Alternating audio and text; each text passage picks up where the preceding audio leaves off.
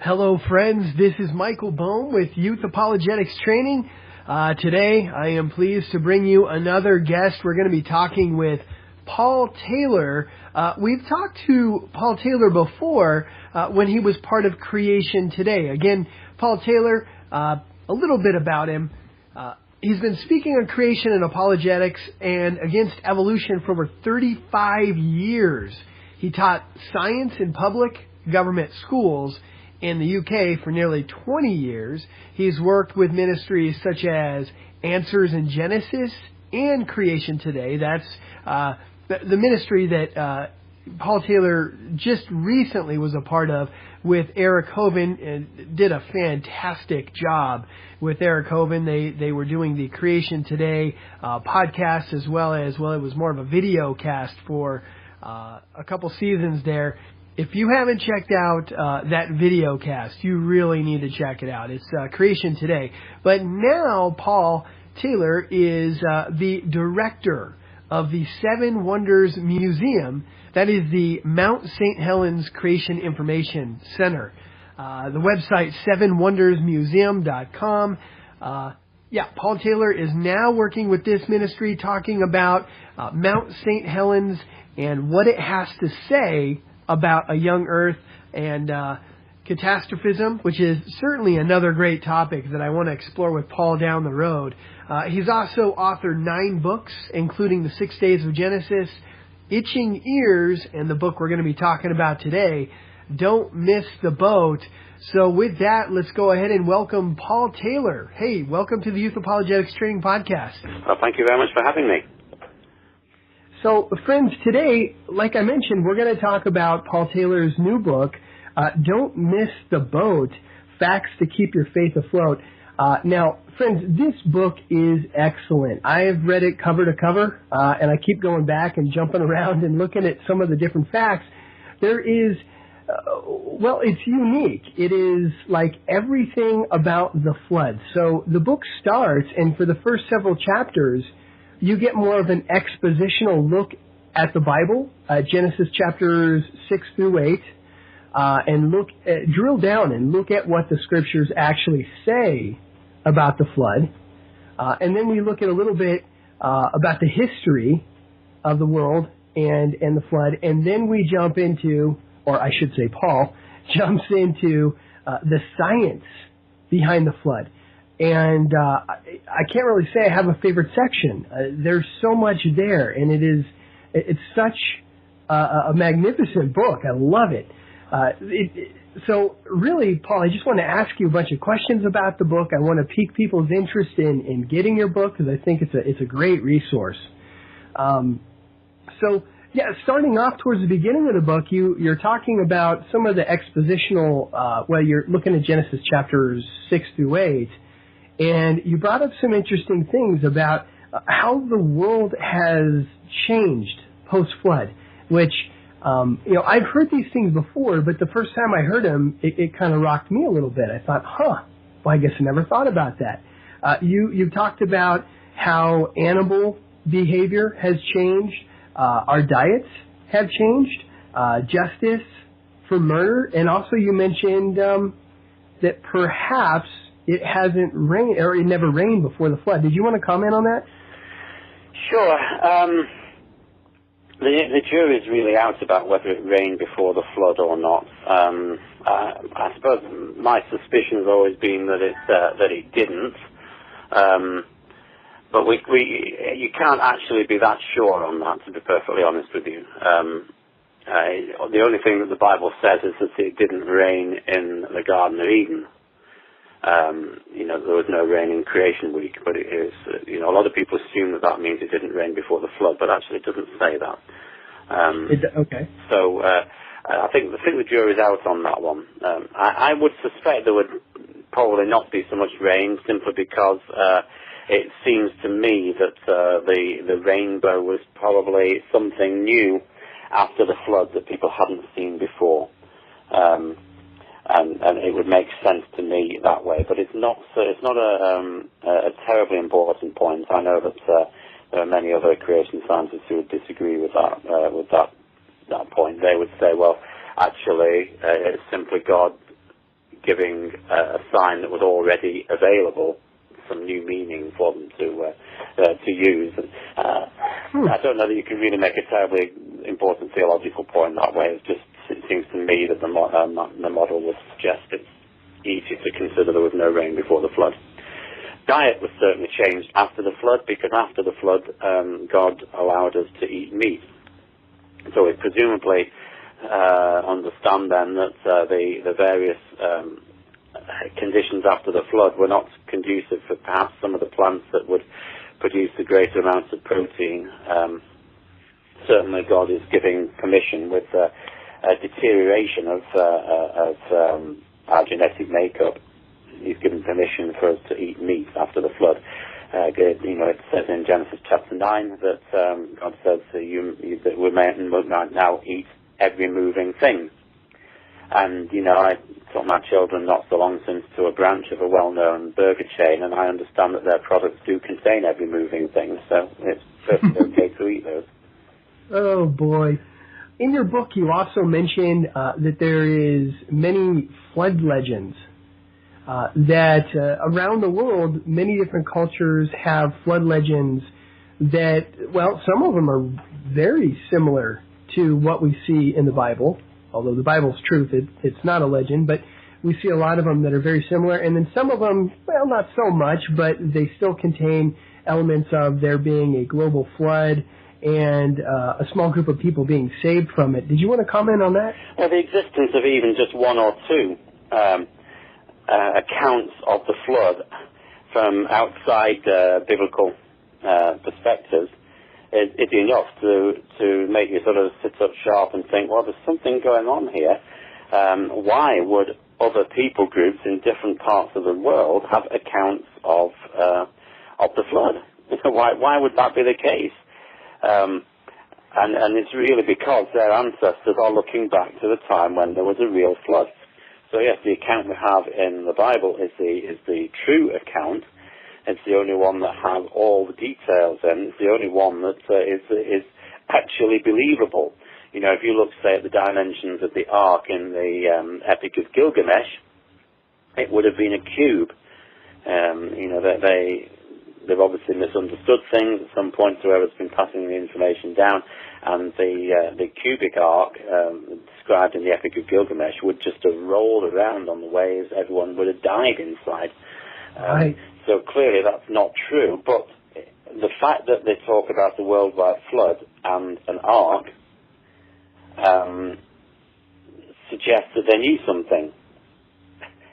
Where did they get these accounts from? And there are accounts in various different parts of the world, widely diverse cultures, that evolutionists would not really think those cultures have got anything in common or have had any contact in the past. So the existence of the flood accounts in all those different people groups is consistent with the idea that the biblical flood is true, and that all these people have taken their stories following the Tower of Babel incidents. They've taken their stories as they've been scattered throughout the entire world.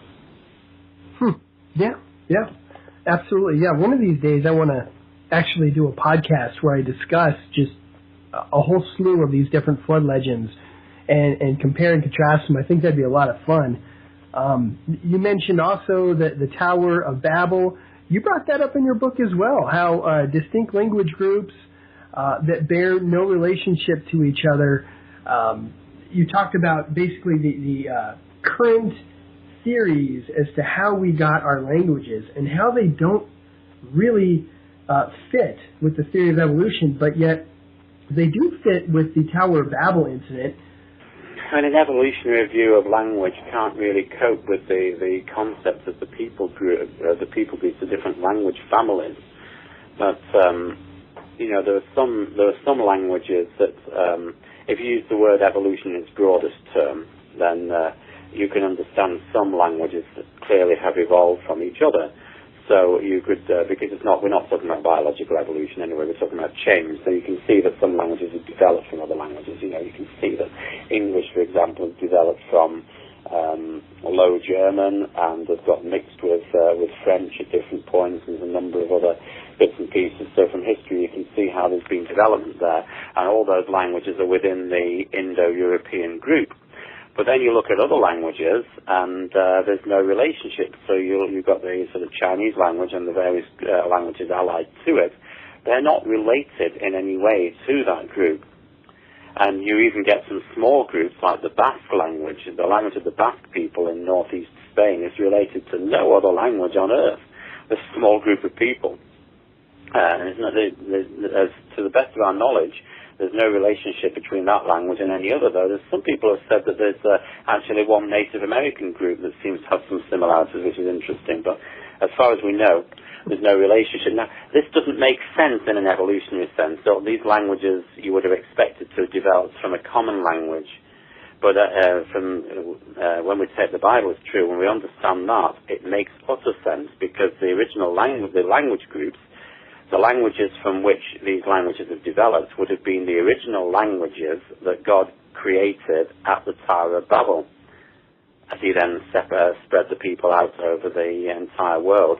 They had different languages. And so that's why there is no relationship between these language groups, because those are the languages that God created when he put confusion into the language. There's a very, very good book, by the way, by my friend Boehm about the Tower of Babel, which goes into that in a lot more detail. I've only covered a little bit of that, mentioned that, but Bodie Hodge's book, which is called The Tower of Babel, or Tower of Babel, whichever way you want to pronounce it, and he actually spends the whole of his first chapter talking about how you pronounce the word. But that's a very good book, and I'd recommend that to anyone who wants to study that subject in more detail. Yeah, Bodie Hodge, isn't that Ken Ham's son-in-law? That's correct, yes. Okay. Yeah, I have heard him in a few podcasts, and yeah, that book looks really good. I got to check that out too. One of the things that you really elaborate on quite a bit in your book, and one of the features of your book that just really blew me away was you explaining how the flood may have occurred. Okay, and I understand this is a theory, but it was a pretty comprehensive theory, start to finish, on how the flood actually played out and how it affected the features of our planet. Could you talk about the flood theory that you subscribe to, the model that you like to, you think is the best model? Yeah, well, I do not have any qualification for developing a model on the flood, and there are a couple of different models about the flood and how the flood could have occurred. The model that I subscribe to, which probably most creation scientists subscribe to, is called catastrophic plate tectonics. And there are a number of creationists who have sort of developed this theory, and if I'll try and list them all, but I'll probably miss somebody out. You were talking about people like Steve Austin, John Baumgartner, Larry Vardiman. I know there are a couple of other people. One of the principal ones among them would have been Andrew Snelling, the Director of Research at Answers in Genesis, and Andrew Snelling wrote a 2-volume work called Earth's Catastrophic Past, which really gives a comprehensive view of how the flood developed. It's really a rewrite of the classic book, The Genesis Flood by Whitcomb and Morris. And Dr. Snelling was asked to update that book by the late Henry Morris, and he did so. And it's just a very, very important book, and explains how scientifically the flood could have developed. So I felt that I wanted a sort of dumbed-down version. So that was really the reason for my book. I wanted a dumbed-down version. So really that's what you'll find in my book. So the idea is that the driving force behind the flood would have been the opening up of the fountains of the deep, which we would say is massive volcanic and seismic activity, which would have split the crust apart. And created the tectonic plates that we have today. Now, the point is that the tectonic plates that we have today would have moved apart very, very rapidly indeed to begin with. There was a whole catastrophic formation of these plates, and the continents would have split up from the original pre-flood single continent in the early days of the flood while the continents were still submerged. It's interesting that this model actually goes back to the scientist Antonio Snyder Pellegrini, who wrote a book on the subject, what he called Continental Drift, published in 1858. But he was ignored, and he was ignored because he thought that these continents, just as we do today, that these continents would have formed during the flood. And so he wasn't expecting that the continental drift would have taken millions of years. On the contrary, he thought that it would have happened in the first few days of the flood. But what he saw was the pattern that we're pretty familiar with today, that the continents clearly form a jigsaw and that they fit together pretty nearly perfectly. So he saw that and realized that they must have split apart. So what we're saying is that they split apart catastrophically. Now in history, Snyder Pellegrini's idea was ignored, largely because the idea of millions of years came in, but later on it was picked up in the sort of 40s and 50s by geologists who produced a uniformitarianism deep time version, which is the version that secular geologists use today, where they say that the tectonic plates are moving at the same rate and have always moved in the past at the same rate as they do today. Well, we're saying that, no, they must have moved catastrophically to get them going in the first place. Right. And so that's kind of, that whole concept of the unified continent is now what people refer to as Pangea.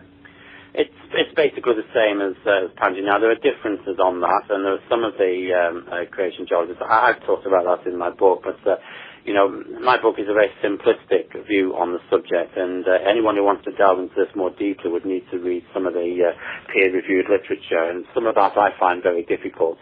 And some of them talk about continents splitting up and then joining together again and then splitting up again. So, so that the continents today could have been formed from a sort of pre-flood or early flood submerged Rodinia. There might have been more than just the original Pangaea, but certainly that's the model that we would suggest is the best one, whichever version of that you take. The fountains of the deep would be the driving force, water from the mantle then being driven up at supersonic speeds into the atmosphere, and as that fell, that would constitute the waters, the windows of heaven. So you've got the driving force for the entire flood, continental breakup, and the waters, all from that one mechanism. And you talked about plate subduction and how that played into it, as far as the whole catastrophic model of how that played out. Did you want to talk about that a little bit? Well, plate subduction is nothing unfamiliar. That is the model of how things would have driven. We know today that obviously where I live is in the Cascades. Mount St. Helens is one of the Cascade volcanoes. And the reason why there are so many volcanoes in the Pacific Northwest is because this is the point where the tectonic plates are subducting the Pacific plate and the one further north than that. And because I haven't got my map in front of me, I can't remember the name. I know it's a Spanish-sounding name beginning with J. Someone will perhaps ring in and tell me. But anyway, those plates are subducting under the North American plate. But our model would suggest that, when I say our model, it sounds like I'm taking credit for it. I'm not. I'm just using it. The various creation scientists who developed this model have shown that would have been as a runaway process early on in the flood, and it's that runaway subduction that really helped to drive the entire process. One of the interesting things about this, by the way, is that the computer model that is used by most geologists today to help them plot the movements of the tectonic plates was developed by Dr. John Baumgartner. But they don't like Dr. Baumgartner's timescale because Dr. John Baumgartner is one of the developers of the catastrophic plate tectonic theory. He's a Christian and a creationist. Okay. And then, so you mentioned that these fountains of the deep broke open. They sprayed water at supersonic speeds up into the atmosphere. And you mention later in your book how that actually influenced possibly an ice age that lasted anywhere from somewhere around 200 years. Yes, there are different models again on how long the ice age would last. And again, I'm basically only trying to popularize other people's work.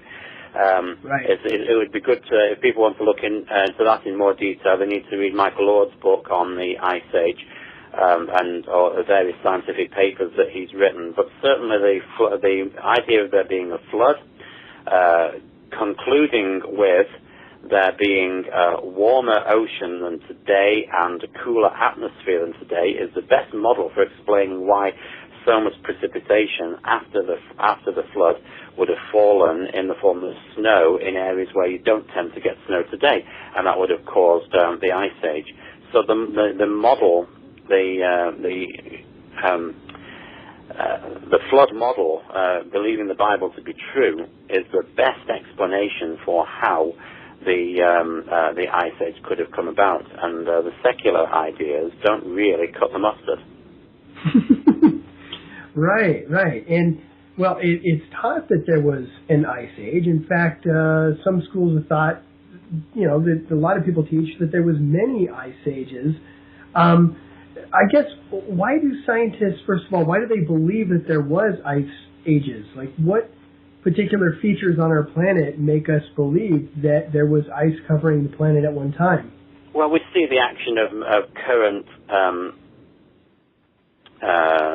glaciers in different parts of the world, and we see the glacial moraines left over by glacial deposits, and the point is then that we can also see those effects in valleys that we believe that ice must have cut down. We can see those deposits near to where we think there must have been glaciers in the past.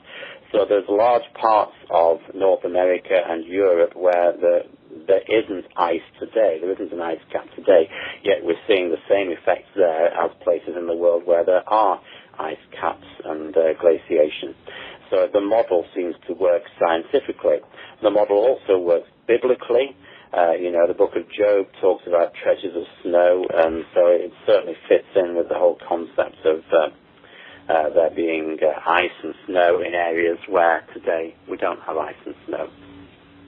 Right. Okay. Another thing that you cover in the book is what you talk about the geologic column. In fact, there's a quote. Let me just read it.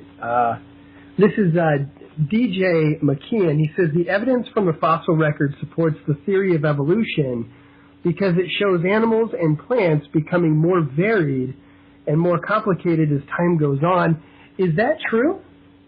Well, the whole point of me quoting that was to show that's clearly not true, because the fossil record does not provide that evidence.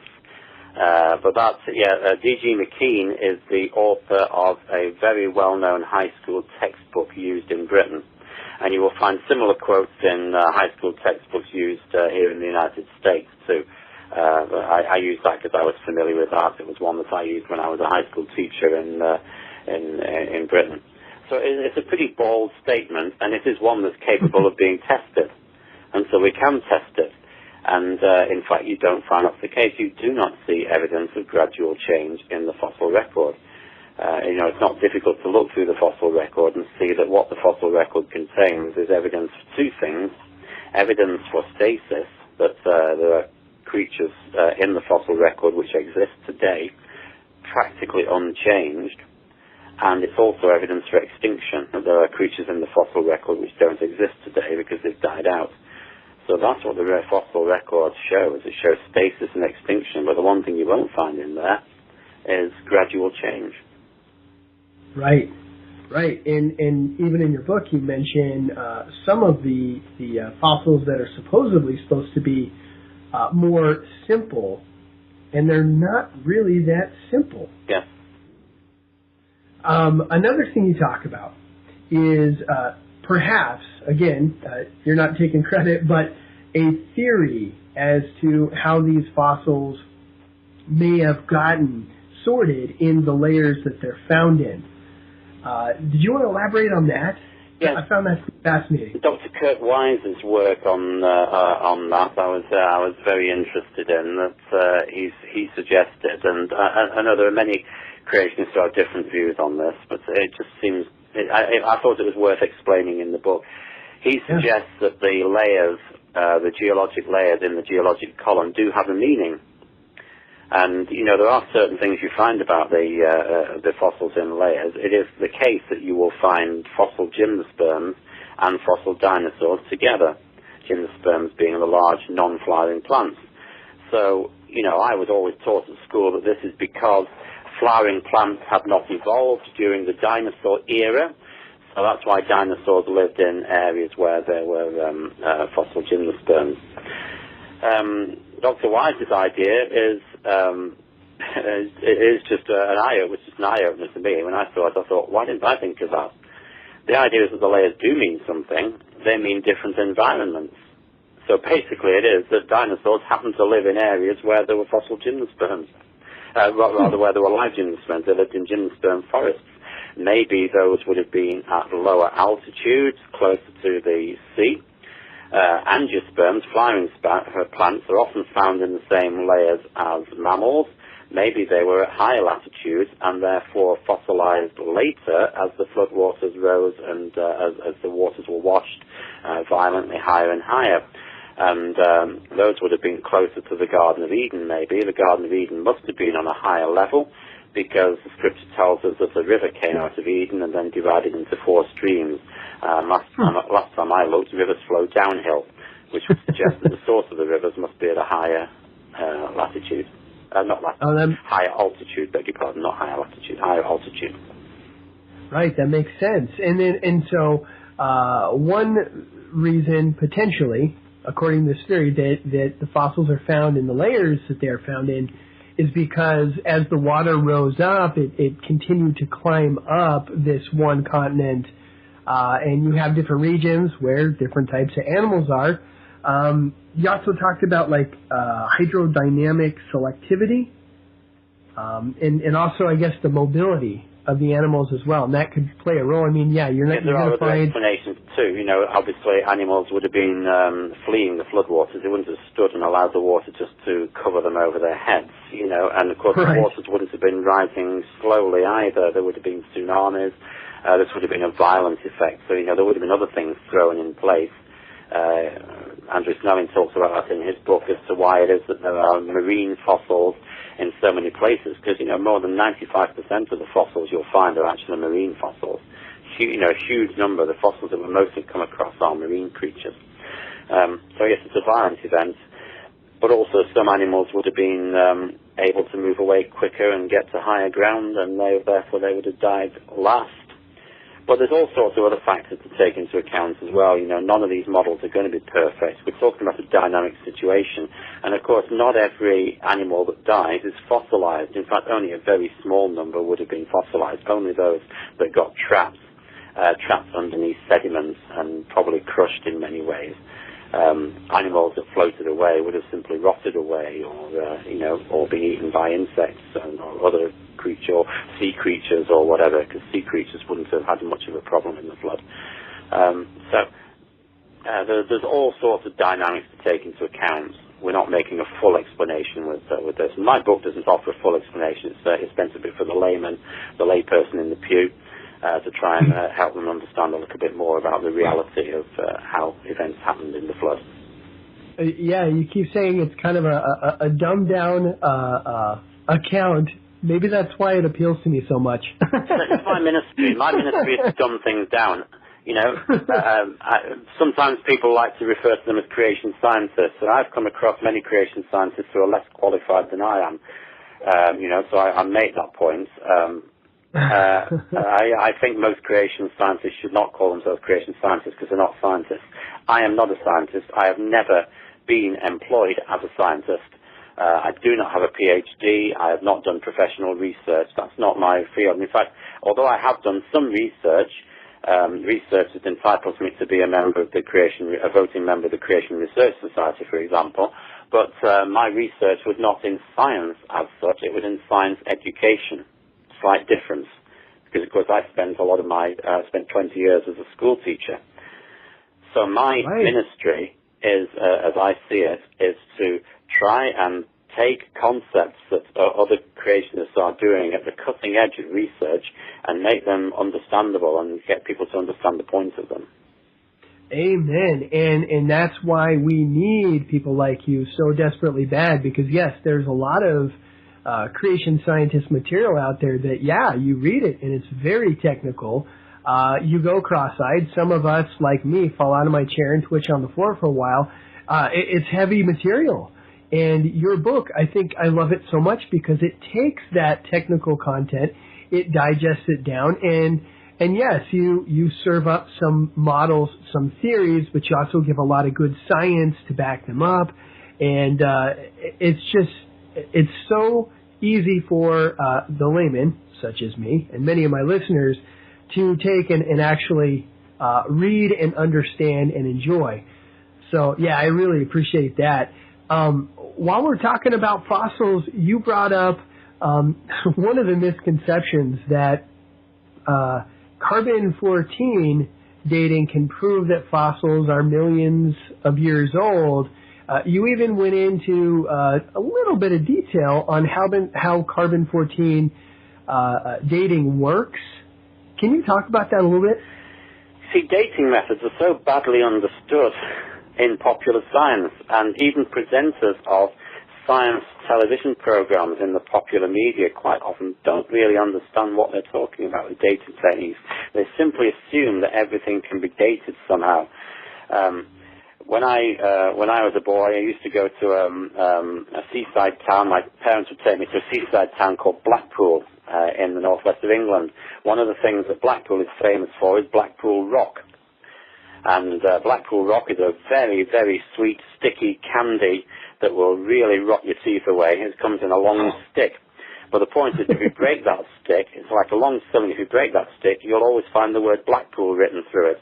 And I think that some people assume that if you take a fossil and crack it open, it's got the date magically printed in the middle of it. There isn't any such thing, and there's no way of measuring the date. There isn't a clock in there. What there is a process, and there are radioactive processes where one radioactive material is decaying into a stable material. So it's a little bit like an hourglass situation. In an hourglass, you would have sand running from the top of the hourglass into the bottom of the hourglass. If I left an hourglass on the desk, you would come to it and I'd say, can you measure how long ago it was when I put that hourglass there? So you would measure how much sand there was in the top of it, you'd measure how much sand there is in the bottom of it, and you'd measure the rate that the sand is going through the hourglass. And you'd say, well, based on that, I can calculate that you placed the hourglass perhaps about, let's say, 5 hours ago because of the rate at which the sand's running. And I would say, no, you're wrong, because when I placed the hourglass there, not all the sand was in the top. There was already some sand in the bottom. And secondly, while you weren't looking, I shook the hourglass to make the sand run through quicker. And also, I added a little bit extra sand into I opened the stopper up and added a little bit extra sand. So you see that the principle of measuring the time of the hourglass has made three assumptions, none of which are provable. The three assumptions are that the rate of flow has never changed, the rate of change has never changed, that all the sand was in the top of the hourglass, and that nobody has added anything to it. In the same way, radiometric dating methods, like, say, the uranium-lead method, will assume that a rock had no lead in it to begin with, that all the lead that's in the rock has come from uranium. So you measure the amount of uranium, you measure the amount of lead, and it assumes that no lead ever got added to the rock or taken away from the rock, which is unlikely since lead compounds are quite soluble in water. It assumes that all the lead came from the uranium, there was no lead in the original rock, and it assumes that the rate of change, the half-life of uranium, is never altered. None of those things are correct. Well, uranium, lead, and other similar radiometric dating methods only work on igneous rocks anyway, and fossils, by definition, come from sedimentary rocks. So that dating method doesn't work. All you can do is compare it with a rock that's been close to it and hope that the ages are similar. But again, the dating method for the igneous rock is dependent on those three assumptions, none of which are provable. And then you come to carbon-14 dating. Well, of course, the fossil doesn't contain, usually, any of the material from the original creature anyway. A fossil is not the original creature. A fossil is a cast of the original creature. You know, the original creature has long since rotted away and gone. It's like a footprint in cement. That's what it is. And, of course, it's an exact representation of what the creature was, but it's not the original material.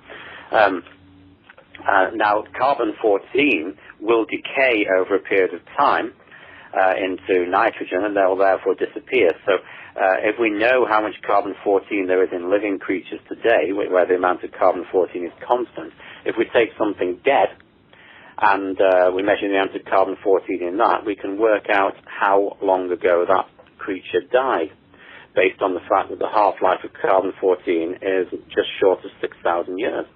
But if that's the case, after 10 half-lives, you would expect to have such a negligible amount of carbon-14 left, an unmeasurable amount. So 10 half-lives would make about 60,000 years. Let's add a little bit on just for good luck. There is no way that carbon-14 dating really can measure anything above 100,000 years, even if I believed that the Earth was 100,000 years. So carbon dating is not used on fossils, and no serious evolutionist would claim it is. But the popular media don't get that, and so they still talk about that. And I've even read a passage in a textbook, a biology textbook in this country. Now, I think it's the Prentice Hall one, but I might be doing them a disservice. It might be a different one. But it's definitely one of the common textbooks in use in many high schools in the United States.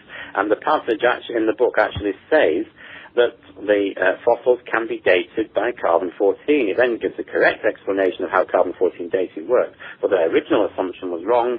They then say, they admit that carbon-14 can't date above a long period of time, so they say it's used for dating young fossils, whereas uranium-lead is used for dating old fossils.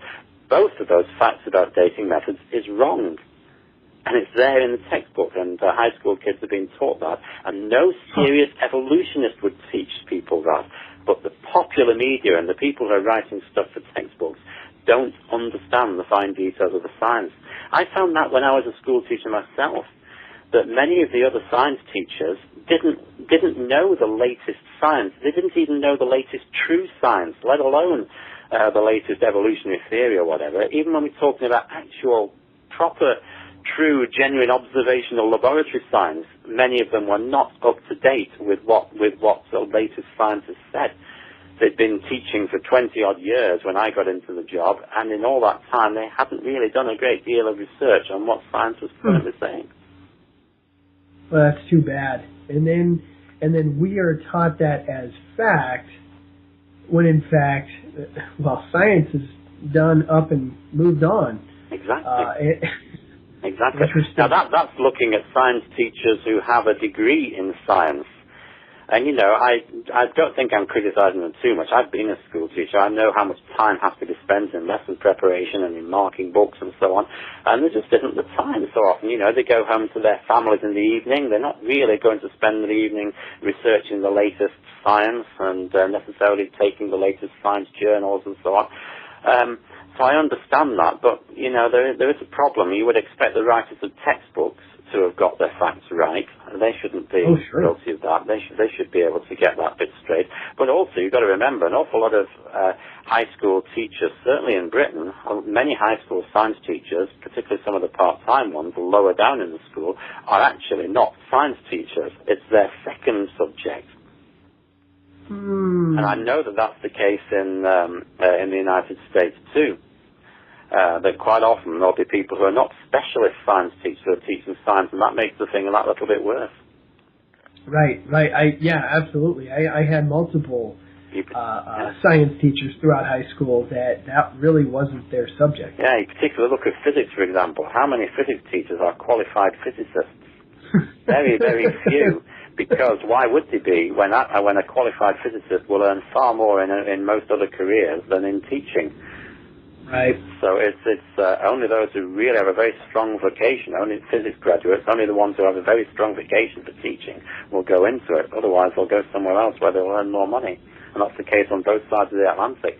I have a degree in chemistry, and yet half of my teaching career I had 4 different teaching jobs in that 20 years of teaching, 2 of them as a chemistry teacher and 2 of them as a physics teacher.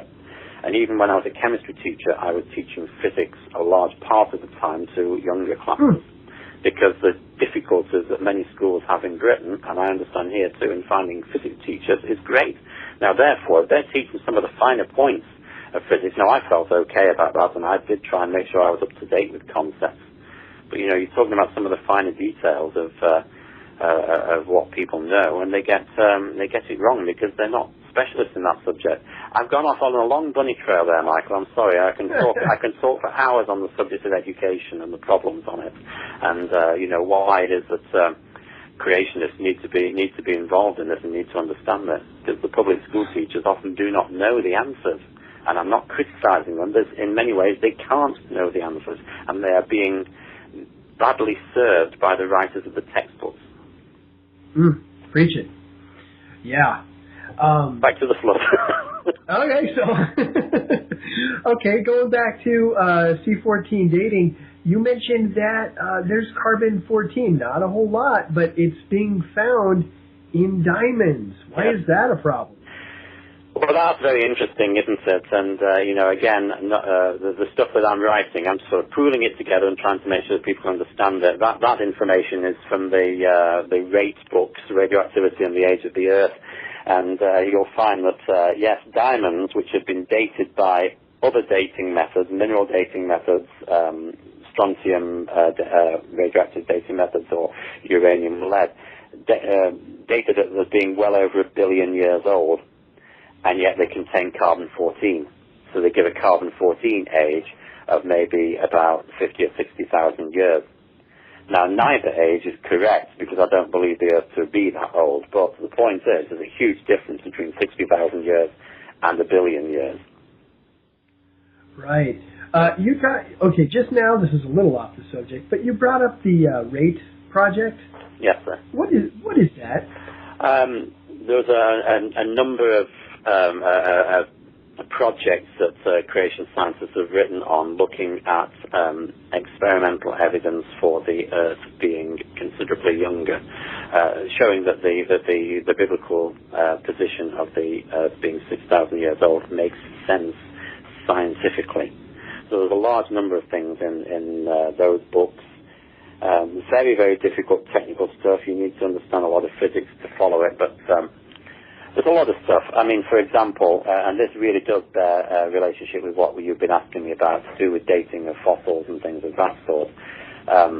Some of Russell Humphrey's work on the radioactive decay of uranium. I've talked about the uranium lead method, relying on the idea that uranium decays at a constant half-life into lead, so that half-life hasn't changed. But Russell Humphrey's research shows that it must have changed. Basically, the way it works is this. He looked at zircon crystals which contain uranium. Now, in the case of zircon crystals, they're buried so deep that there actually couldn't have been any material lost from the crystals. So we can remove that assumption, which means that all of the lead must have come from uranium, though we don't know whether it was originally all uranium or not. But of course, if it hadn't all been uranium to begin with, that would make the crystal even younger.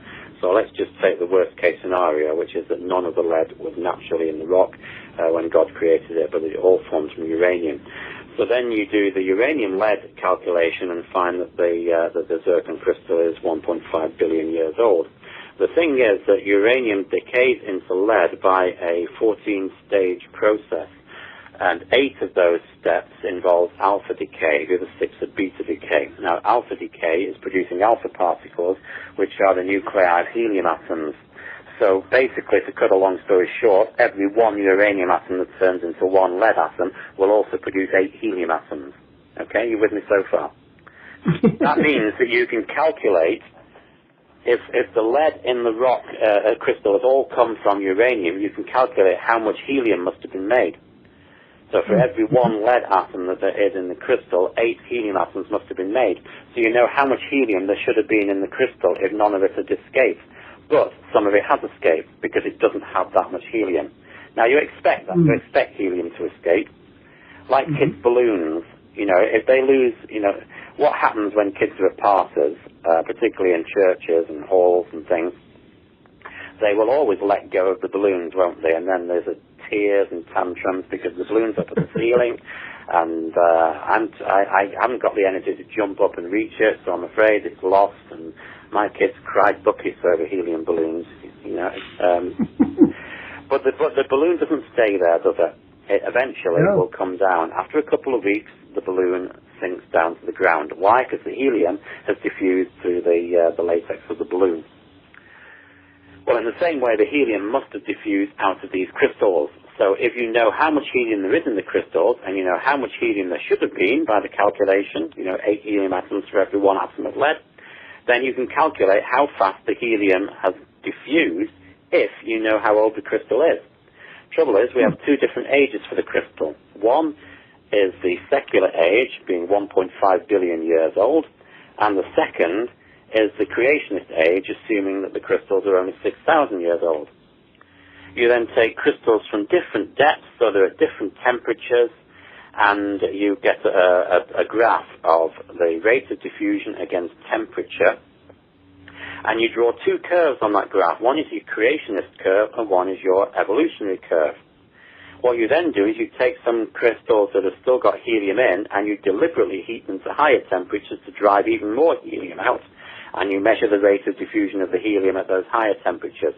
So you then get a third graph that you can plot on, a third curve of the higher temperatures. And the question is that third curve going to fit with the evolutionary curve or the creationist curve, or is it going to fit nowhere with either of them? And the answer is it's an almost perfect fit to the creationist curve. And that was amazing. Yeah. When he lines that out, it is pretty fascinating. And you actually, don't you have a graph that that shows that? Yes. Well, again, it's Russell Humphrey's graph. I've credited him in there, but that's from the rate book. So yes, I've tried to explain these things and tried to help make it so that people can understand them. Yeah, you did a fantastic job. It really is a good book. So, Paul, it has been a pleasure having you on the podcast. I really enjoyed being here, and remember, if anyone is in the Pacific Northwest and they happen to be in Washington State, come and find the Mount St. Helens Creation Information Center. You just have to leave Interstate 5 at Junction 49. You head east along the State Highway 504 for about 9.5 miles, and there you will see us on the right-hand side of the road, and you can find out about the creationist interpretation of the volcanic eruption events of the early 1980s, and a lot more as well. You can come in and find a well-stocked bookshop, and we'll give you lots of information about the subject. And friends, if you want more information as well, you can check out the website 7wondersmuseum.org. There is quite a bit of information about the museum there as well. Also, just so you guys are aware, and I mentioned this in the previous podcast with Paul, but he also has some other books, The 6 Days of Genesis. He has Itching Ears. Those are the 3 main ones that are out at the moment that are in print, plus a couple of small e-books that you might want to get. So yeah, do have a look for those. And maybe if you get the opportunity, you want me to come and speak at your church or organization, then you'll find ways of contacting me through that website. And I'm still traveling all over the United States speaking on the subject of creation and Genesis and apologetics. Oh, wow. Yeah, that'd be great. Absolutely. All right, Paul. Well, thanks again. And I will be contacting you soon to talk about, Mount St. Helens and what that has to say about catastrophism. It's a wonderful subject. I look forward to that, Michael.